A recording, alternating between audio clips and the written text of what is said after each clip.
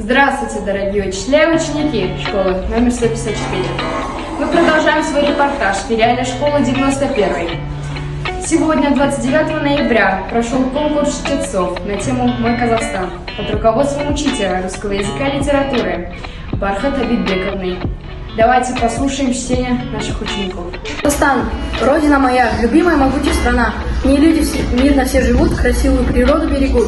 Я горжусь, что здесь я рожден. Казахстан, родина моя. Моя родина, моя светлая, под названием Казахстан. В нашем будущем ты безбедная, на планете ты великан. Будем жить мы, солнцу радуясь, гордо в прошлое глядеть. Что пришлось нам, не оглядываясь, все преграды преодолеть. Будем с гордостью мы рассказывать, как мы делали первый шаг. И останемся в синем золоте независимой страны флаг. Я люблю тебя, мой Казахстан. Люблю я даже свой народ. Люблю я маму и отца. Люблю я степи и конца.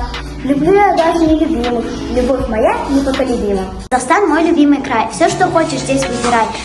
Здесь есть народ, в нем есть душа. Моя родина так хороша. Все, что здесь нигде не найти, по какому ни шел бы пути.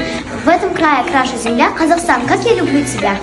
Урок соревнований между 8 Е и 8 Ж классами.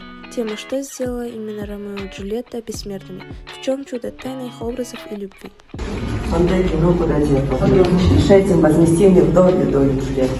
Я за нее больше дам. Я памятники в золоте воздвину, пока Верона город наш зовут.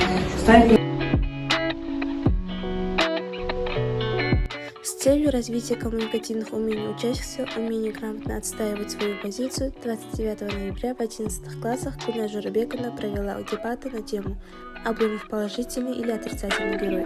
В ходе дебатов члены команд «Аналитик» и «Наш герой» показали, как они умеют логически выстраивать аргументацию и убеждать слушателей.